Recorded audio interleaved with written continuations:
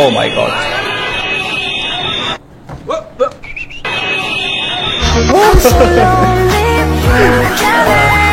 অবস্থা দেখছেন, মিছিলের মধ্যে অ্যাঞ্জেল আইসা পড়ছে, তো অবশ্যই এটা বিচিয়ালা অ্যাঞ্জেল।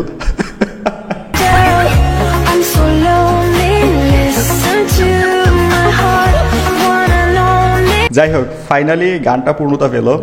হ্যালো এভরিওয়ান, কি অবস্থা সবার? Welcome to another episode of funny facts. দেশে চলমান বেশ কিছু মজার ও সিরিয়াস ভিডিও দেখতে পাবেন এই ভিডিওতে, যেগুলো হবে দুর্দান্ত মজার। So let's start. আমার অলরেডি 1,60,000 টাকা শেষ। হোয়াট? 4 জোড়া জুতা নিছি 36,000 টাকা দিয়ে। ভাই আমি প্রথমে মনে করছিলাম 1,60,000 টাকা দিয়ে কুরবানির গরু রমজানের ঈদে কিনা রাখছে, পরে দেখি না 1,60,000 টাকা শপিং, 36,000 টাকার জুতো। এ তো মুকেশ আম্বানির পুত্রবধূ ঢাকা শহরে। 1,60,000 টাকা শেষ। ওয়েট, প্রথম 10 রোজার মধ্যে 1,60,000 টাকা শপিং, তার মানে কি বাকি 20 দিনে আরও 1,60,000, 1,60,000, তাইলে 200 টাকার হিসাব পড়ছে কেন? না মানে এটা আমার কাছে কেন যেন নিউ মার্কেটের প্রোডাক্ট মনে হচ্ছে, আর ভুলও হইতে পারে। আমার হাজবেন্ড ফ্রান্সে থাকে, উনি আমাকে টাকা দেয়। আচ্ছা, যে আপনি বলতেছেন না, মনে হইতেছে হাজবেন্ড ফ্রান্সের প্রেসিডেন্ট, বেচারা প্রবাস থেকে কত কষ্ট করে টাকা পাঠায়, আর এদিকে ফুটানি মারায়। যাই হোক, তার টাকা আছে, সে খরচা করে। বাট আমার কথা যদি বলি ভাই, এখনও সেই সেরা প্যান্ট পরে ঘুরি। কার কার সেম অবস্থা কমেন্টে জানাতে পারেন। চেক করেন রাত্রে 11টার সময় হেলমেট চেক করাটা বাদ দিয়ে আপনারা ওই যে না চুরি চিন্তা হচ্ছে ওইটা চেক করেন। আচ্ছা, রাত 12টার সময় আর্মিকে জ্ঞান দেওয়া হচ্ছে না, নিজে ভুল করে আর একজনকে দায়িত্ব শেখাচ্ছে। আমি আপনাকে রিকোয়েস্ট করতেছি, আজা বেটা, আজা।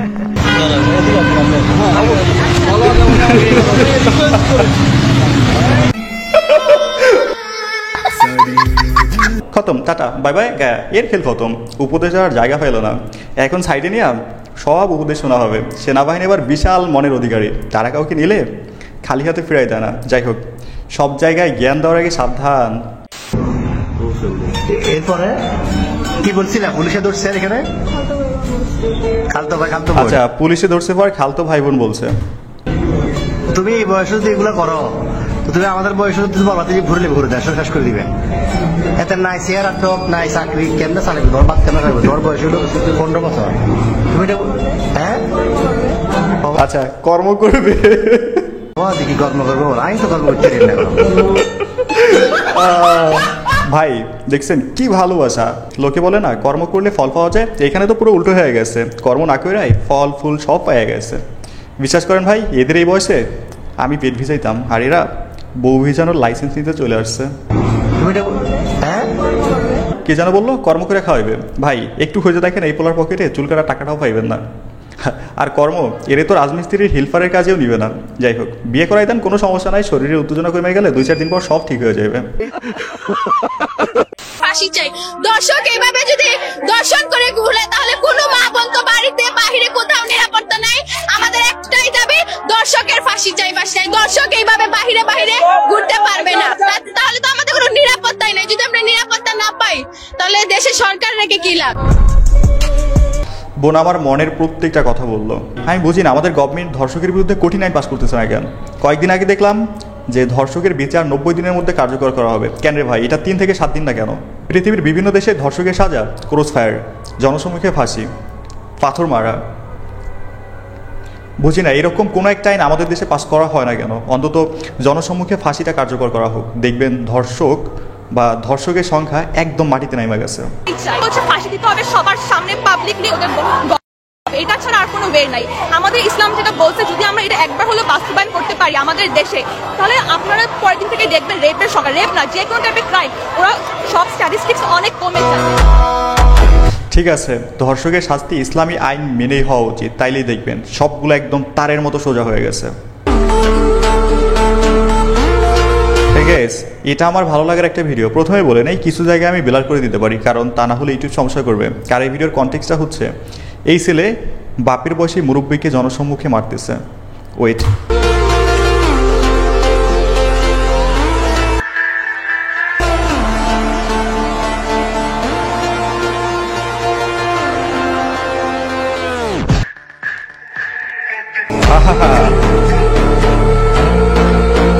ঠিক আছে,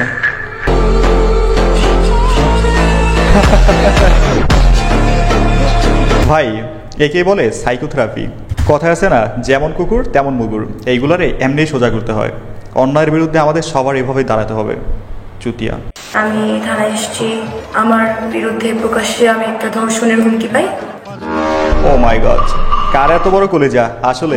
খুবই অনিরাপদ বোধ করতেছি এই মুহূর্তে। দেশের এত অরাজকতা, এত সন্ত্রাসবাদ, এত ধর্ষণের মধ্যে সাবধানে চলাফেরা করুন, দেশের অবস্থা খারাপ। পেট খাওয়াটা আসলে খুবই সাধারণ মানুষ হিসাবে আমার কাছে খুব ভয়ানক একটা ব্যাপার। আমি প্রচুর নিরাপত্তাহীনতায় ভুগতেছি বলেই আমি থানার দ্বারস্থ। দেশের উচির দুর্ভিক্ষ পড়ে গেছে। ভাই কথা এটা না, কথা হচ্ছে কার এত বড় কলিজা হইলো বুঝতেছি না। যে মেয়ের সামনে আর্মি কথা বলতে চায় না, পুলিশ চুপ করে থাকে, সেই মেয়েকে এমন হুমকি। ভাবা যায় ভাই, যদি ঘটনা সত্য হয় যে হুমকিটা দিচ্ছে তাকে বলতে চাই ভাই আপনি ওপারেতে ভালো থাকেন, আল্লাহ হাফেজ। চালাইলো খালি হামলা জানায় নাই, আমার জামা ছিঁড়ে ফেলছে, আমাদের সহযোদ্ধাদের জামা ছিঁড়ে ফেলছে, আমার ভাইকে পুরুষ পুলিশ আমাদের গায়ে আগে আসছে, পুরুষ পুলিশ নারীদের উপর গায়ে হাত তুলছে, আমাদের আন্দোলন কর্মীদের পিঠে লাঠি দিয়ে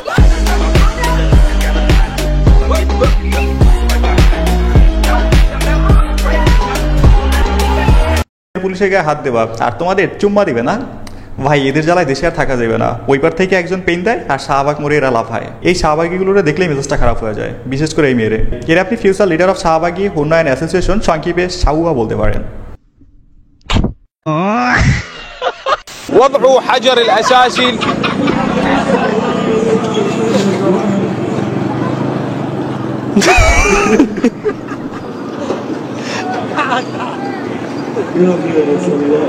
استغفر الله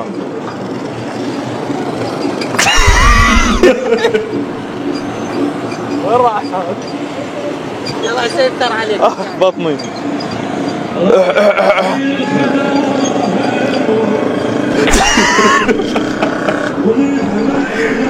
ভাই বেচারা ঠিক আমার মতো, সবকিছু কন্ট্রোল করা যাবে কিন্তু তোমাকে আর হাসি কন্ট্রোল করা যাবে না। তবে যাই হোক, আজকে তার সাংবাদিকতা পেশার শেষ দিন, এতে কোনো সন্দেহ নাই। যাই হোক, নতুন চাকরি খোঁজার অগ্রিম শুভকামনা।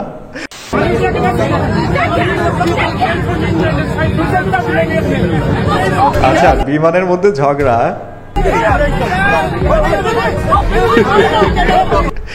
কেউ ভিডিও করতেছে আর সবাই নাক জায়গায় দেখতেছে।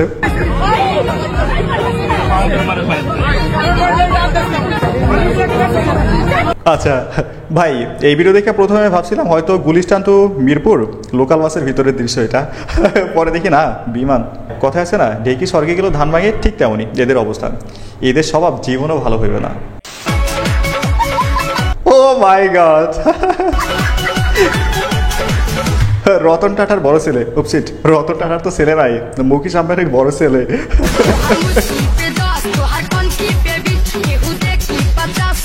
ভাই জীবনে বেশি না, এতটুকু বড় লোক হতে চাই যেন পকেটে আইফোন না ধরে।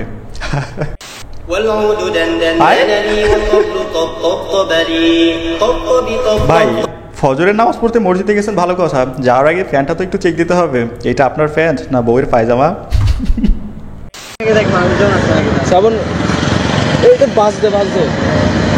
আচ্ছা, এখানে 50 টাকার প্র্যাঙ্ক করতেছে। ওয়েট, ভিডিওটা শেষ পর্যন্ত দেখি।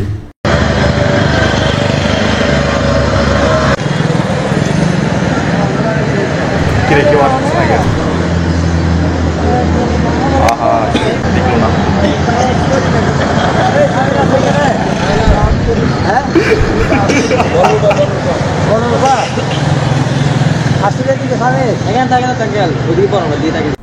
আইসাই টাকাটার উপর পা রাখছে, ওকে হ্যাঁ বেশিরভাগ আমার দিকে থাকে। টাকা জুতার ভিতর ঢুকাই ফেলছে।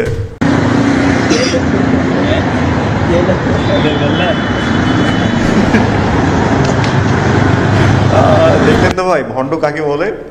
রমজান মাসেও 50 টাকার লোভ সামলাইতে পারলো না ভাই। 50 টাকার জন্য ইনি যে নাটক করছে না, হলিউড বলিউড সিনেমায়ও এত নাটক হয় না। আমার আসলে এই মুহূর্তে কোনো টাকা নাই, ধার করে চলতেছি, এটাই হচ্ছে রিয়েলিটি। পকেটে হাত দিলে কখনো 2-3 হাজার টাকাও পাবেন না, আমার পকেটে মানি ব্যাগও নাই, কিন্তু আমরা এটা বলতে পারতেছি না কারণ মানুষ বিশ্বাস করতে। হ্যাঁ ভাই, এটাই আমি, মাই ফাইন্যান্সিয়াল কন্ডিশন রাইট নাও। কার কার সেম অবস্থা কমেন্টে হাত তুলতে পারেন।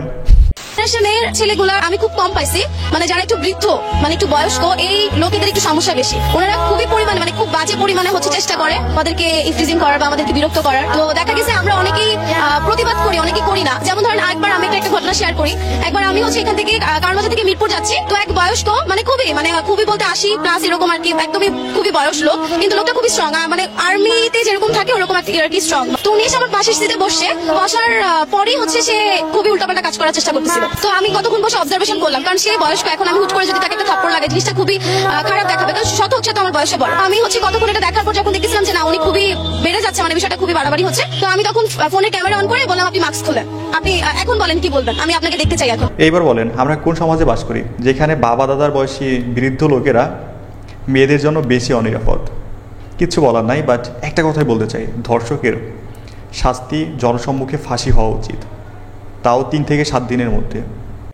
গাইস, ভিডিও শেষ পর্যায়ে বলতে চাই, ভিডিওটা যেহেতু এই পর্যন্ত দেখেছেন, যদি ভালো লেগে থাকে অবশ্যই একটা লাইক করুন, যদি সম্ভব হয় একটা শেয়ার করে দিন, চ্যানেলে নতুন হলে সাবস্ক্রাইব করুন, আর পেজ হলে ফলো করুন। সো আবার বলতে চাই, পেইকার সাথে থাকুন, নিরাপদ থাকুন।